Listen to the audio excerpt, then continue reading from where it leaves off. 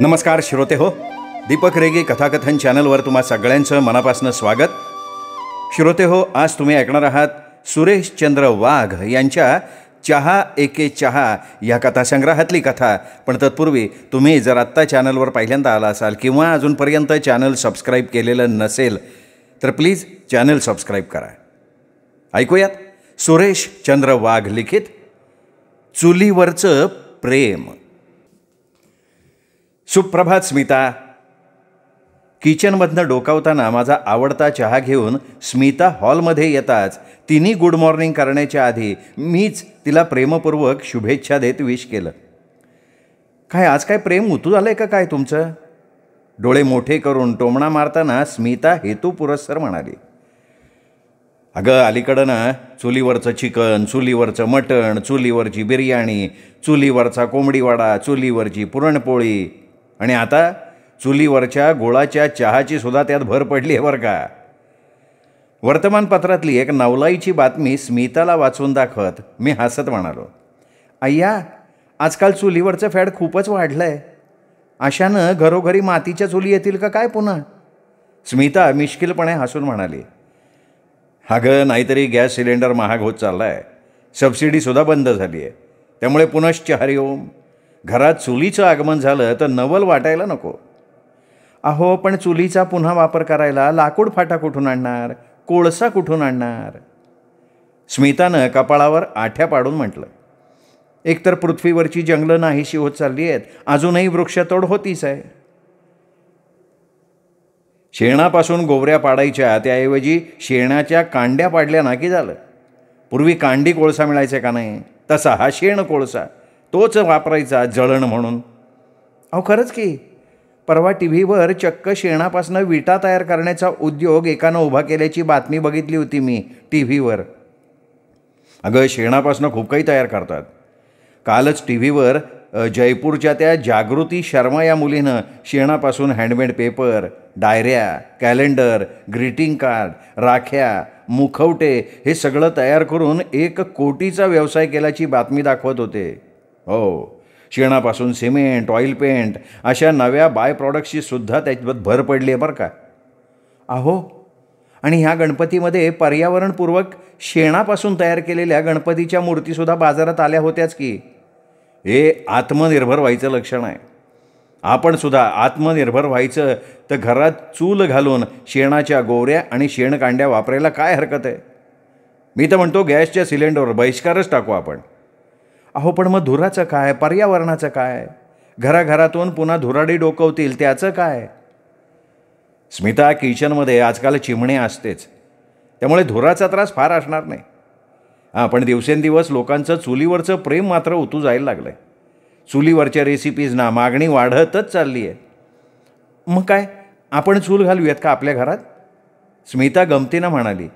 चुलीवर भाजलेल्या भाकऱ्या, चुलीवरचं पिठलं, तुमचा बेट्टीसुद्धा चुलीवरच करूया. अगं पण मग बाकीच्या साहित्याचं काय ना? चूल घालायची तर फुंकणी हवी, तांब्या पितळीची भांडी हवीत, तपेलं, पातेलं, परात, ताट, वाट्या, लोखंडी तवा, पाटा, वरवंटा, जातं, मुसळ ह्या सगळ्या वस्तू ओघाओघानं आल्याच आणि भांड्यांना कलही लावून घेणंसुद्धा आलं. चूल मातीची घालूया, अगदी कुंभारी मातीची, यू आकाराची. काय वाटतंय तुम्हाला? स्मिता मोठ्या उत्साहात म्हणाली.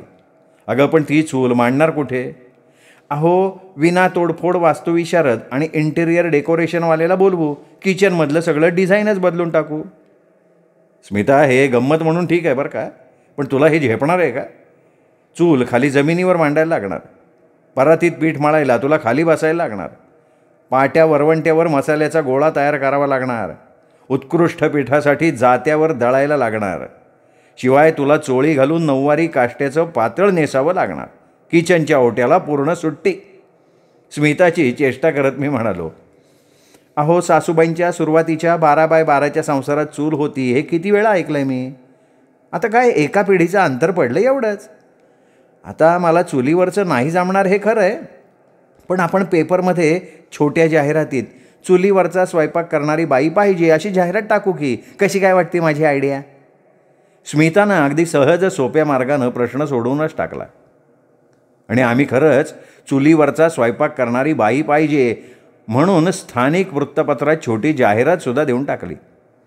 स्मितानी तर Facebook friend, WhatsApp, just dial आणि जॉब पोर्टलवर सुद्धा ही माहिती लोड करून टाकली. का कोणास ठाऊक, चुलीवरचा गुळाचा चहा, तोही पसरट पितळीतून पिण्याची इच्छा फार अनावर झाली. फुंकणीचा सूर किचनमध्ये घुमायला लागला. पाट्यावर वाटलेल्या ठसकेदार तिखटाचा गोळा मसाल्याच्या पाळ्यात विराजमान झाला. चुलीवर भाजलेल्या वांग्याचं भरीत आणि रस्सा वांग्यासाठी जीभ सळसळ करायला लागली. गावरान चवीची अस्सल झुणका भाकरी आणि खरडा किंवा हिरव्या मिरचीचा गावरान ठेचा, गरम गरम पिठल्याबरोबर ज्वारीची कडक भाकरी, हे सगळं दाताखाली चावताना जिभेला पाणी सुटायला लागलं. ज्वारीच्या पिठाचे मऊ खुसखुशीत धपाटे, जादुई लगबीनं दोन्ही हातावर गरागरा फिरवीत चुलीवरच्या खापरावर भाजलेले कोंड्याचे मांडे डोळ्यांपुढे ताल धरायला लागले. लोखंडी तव्यात अस्सल लोणकडी तूप सोडून भाजलेल्या घडीच्या मौसूद पोळ्या तोंडात घोळायला लागल्या. कुकरपासून मुक्त झालेला वरण भात धगधगत्या चुलीवर तामतलवीत शिजायलाच लागला. सणासुदीला तव्यावर मऊ लुसलुशीत पुरणपोळ्या फुगायला लागल्या. चुलीवरची पुरणाची आमटी नुसतीच पिण्याची उर्मी आली. कोवळ्या गवारीची शेंग, शेवग्याचं कोरड्यास, मटकीचा रस्सा, कोल्हापुरी तांबडा आणि पांढरा लय भारी रस्सा, आळूचं फतफत, चुलीवरची खानदेशी खिचडी, शिळ्या भाताचा खमंग नाश्ता, भेंडीची आणि शेपूची गरमागरम भाजी, चांदळाच्या खापरपोळ्या, आंबोळी, अरे हाय काय नाही काय. घरात चूल आलेली असून गावाकडच्या एक वयस्क मावशी रोज नव्या नव्या रेसिपीज तयार करून आमचे चोचले पुरवत आहेत असं दृश्य डोळ्यापुढे चित्रपटाप्रमाणे सारखायला लागलं. सौ स्मिता यूट्यूबवर स्वार झाली. इंटरनेटवर गुगलून बघायला लागली. घराला गावरान घरपण येण्यासाठी स्मितानं गावाकडच्या रेसिपी, माझा चुलीवरचा स्वयंपाक, परसबागेतली चूल, फार्म हाऊसवरील चुलीवरचा नाश्ता, तात्यांच्या माळ्यातले टॉमॅटो आणि रानातलं रात्रीचं जेवण, जाऊबाईंच्या हातचं चुलीवरचं मटण, खासदार नवनीत राणा यांचा व्हायरल झालेला चुलीवरचा स्वयंपाक इत्यादी विविध व्हिडिओ लावून चुलीवरचं अस्सल प्रेम कसं रंगतदार होईल यासाठी सगळ्या पोस्ट उघडून पुन्हा पुन्हा पाहिल्या. फेसबुकवरून देखील famous celebrity chef Sanjeev Kapoor, Vishnu Manohar, Vikas Khanna, Madhur Jaffrey यांच्या चुलीवरच्या चविष्ट रेसिपींच्या कृती तिने लिहून काढल्या. ठरल्याप्रमाणे एक दिवस इंटिरियर डेकोरेशन करणारा वास्तुतज्ञ आमच्या किचनला भेट देऊन मोजमापं घेऊन गेला. 4 दिवसात त्यांनी गावाकडच्या अस्सल स्वयंपाकघराचा संगणकीय आराखडा फोटो सकट मेल केला. किचन रूममध्ये तोडफोड आणि मोडतोड करण्याशिवाय पर्याय नव्हता. स्मिता आणि मी लॅपटॉपवर हे गावरान स्वयंपाकघर उत्सुकतेनं बघायला लागलो. किचन ओटा पूर्णपणे उखडून टाकण्यात आला होता. त्या जागी बैठा ओटा आला होता. खिडकीखाली वैलाची चूल दाखवण्यात आली होती. 6 दगड मांडून त्याभोवती चिकणमाती मोठ्या कुशलतेने भरून लिंपली होती. मग ती शेणानं सारवून काढली गेली. 2 चुली असल्या तरी समोरून जळण टाकण्यासाठी तोंड एकच असतं, दुसरीचं तोंड आतनं असतं. दोन्ही चुलीवर पातेली टेकवण्यासाठी 3-3 गोळेवजा पावके बसवलेले असतात. मुख्य चूल शिजवण्यासाठी तर शेजारची वैलाची चूल मुरवण्यासाठी. हे झालं चूल पुराण. आता आपण किचन रूमला शब्दकोशातनं सुट्टी देऊ. त्याऐवजी स्वयंपाकघराचा सर्रास वापर करू. या घरात एका कोपऱ्यात गोवऱ्या रचून ठेवलेल्या तर दुसऱ्या कोपऱ्यात जातं मांडलेलं. भिंतीला खेटून लाकडी फळ्यांची उंच मांडणी, मांडणीवर घासून पुसून ठेवलेले वेगवेगळ्या आकाराचे लहान मोठे डबे, पालथे घातलेले तांबे, ग्लास, वाट्या, पातेली, चहा साखरेचे डबे, तिखट, मीठ, लवंग, इलायची, दालचिनी इत्यादी हाताशी जवळ असावेत म्हणून एक छोटीशी मांडणी. त्या शेजारी भिंतीवर ठोकलेली ताटांची आणि कपबशांची अर्धगोलाकार शोभेची मांडणी. त्यात चमचे, पळी, उलथनं, सांडशी, चिमटा एकमेकांना बिलगून एकमेकांची पाठराखण करतायत. भिंतीशी उभं मांडलेले लाकडी पाट, त्याच्या शेजारी विळी, परात, घमेलं, खलबत्ता आपापल्या हक्काच्या जागेवर विराजमान. घडवंचीवर स्थिरावलेले हंडा, कळशी, तपेले, तिवईवर थंड पाण्याचा माठ, कांदा, बटाटा, लसूण यांची डोक्यावर टांगलेली तारांची जाळी, मांजरीपासून सुरक्षित अशी दुधाची चरवी, दह्याचं गाडगं आणि वर काथ्याच्या शिंक्यावर अडकवलेलं.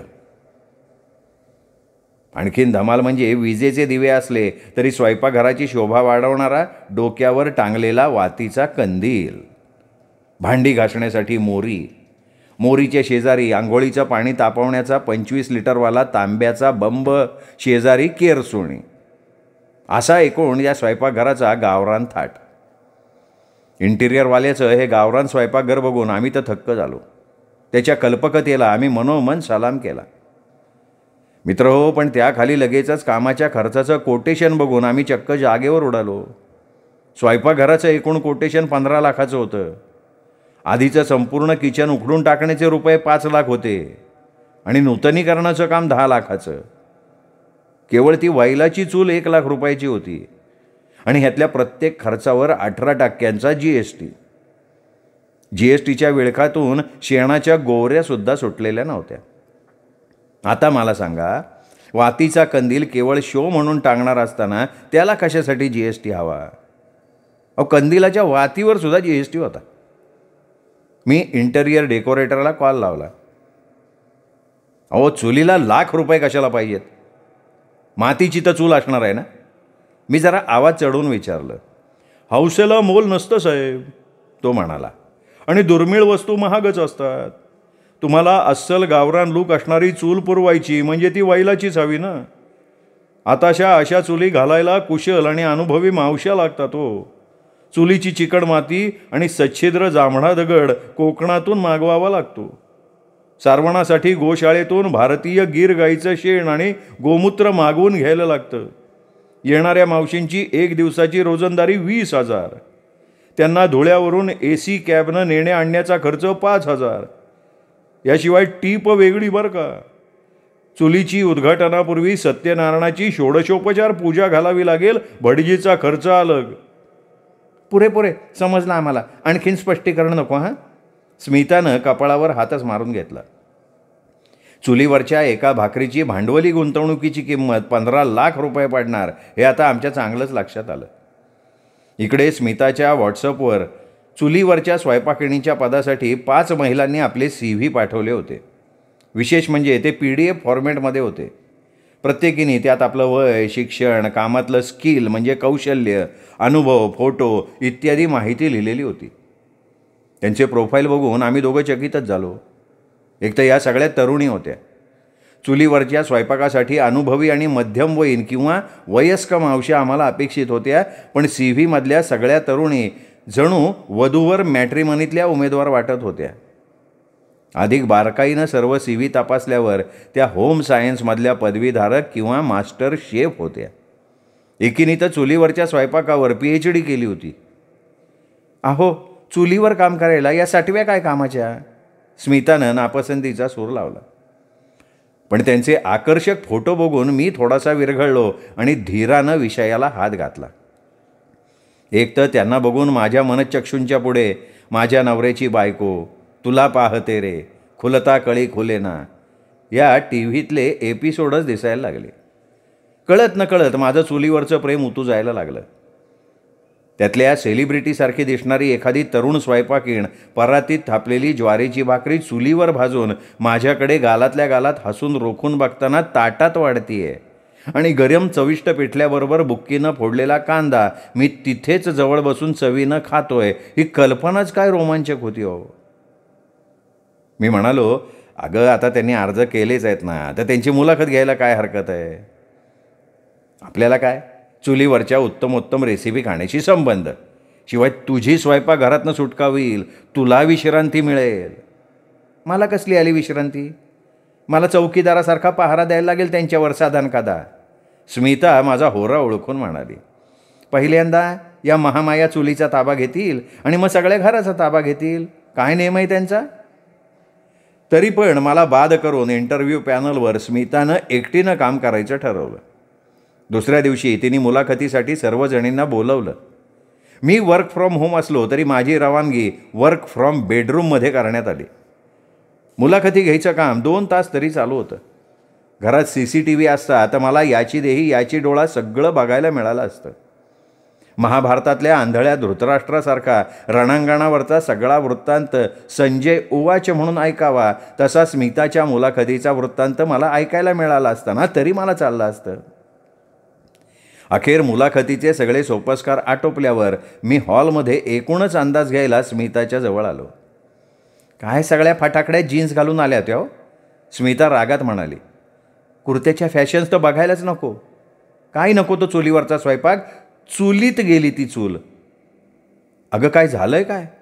म्हणजे एकही सीवी पसंत पडली नाही का तुला? मी आधी रोवून विचारलं. माझ्या म्हणण्याचा उद्देश एकही तरुणी पसंत पडली नाही का असाच होता. अहो दारात सगळ्या उंच टाचाच्या सँडल झटकून गेल्या. बाकी काय? प्रत्येकीच्या पर्समधनं वेगवेगळ्या उग्र इंटिमेटचा वास येत होता. अशा अवतारात त्यांनी बडवलेल्या भाकऱ्यांचा खरपूस वास कुठल्या कुठे दडपला गेला असता. अहो चुलीवरचा चहा तर उकळण्याआधीच नासला असता. स्मितानं तक्रारीचा नॉनस्टॉप सूर लावला. अगं पण प्रॅक्टिकल पाहिल्याशिवाय त्यांच्या कामाचं कसब कसं समजणार सांग बरं. भाकरी खाऊन मग समजलं असतं ना हे सगळं. प्रॅक्टिकल? अहो थिअरीमध्ये फेल झाल्या सगळ्या. भाकरी गोल असते का चौकोनी हे सुद्धा का सांगता नाही आलं कोणाला. स्मिताने प्रत्येकीचा त्रिफळाच ओढवला. मंडळी मला खरं सांगा, तुम्ही भाकरी गोल असते का चौकोनी एवढी सुद्धा माहिती नसेल का होत्या तरुणींना? माझ्या पश्चात इन कॅमेरा मुलाखत घेण्यामागे स्मिताचा डाव राफेल डीलसारखा होता. अतिसंवेदनशील माहिती आणि कुटुंबाची सुरक्षितता या नावाखाली मुलाखतीत नक्की काय घडलंय हे तिने सरळ सरळ माझ्यापासनं लपवून ठेवलं. पण अशा रीतीनं या सेलिब्रिटी उर्फ तिच्याच भाषेत सटव्यांना घरात घेऊन चुलीवरच्या वेगळ्याच प्रेमाची बला उडून घेण्यापेक्षा सगळ्यांना घालवून द्यायचा चंग तिने बांधला आणि चुलीचं फॅड डोक्यातनं अजिबात काढून टाकून मला थाप मारून माझी मात्र बोळवण केली तिने. श्रोते हो, ही होती सुरेशचंद्र वाघ सरांची कथा, चुलीवरचं प्रेम. कथा कशी वाटली हे कमेंटमध्ये जरूर कळवा. हा व्हिडिओ लाईक करा, मित्रपरिवारात नातेवाईकात शेअर करा आणि हो, चॅनल सबस्क्राईब करायचं राहिलं असेल तर प्लीज चॅनल तेवढं सबस्क्राईब करा. पुन्हा भेटूयात वाघ सरांच्या वेगळ्या कथेसह पुन्हा. तोपर्यंत नमस्कार मित्रो.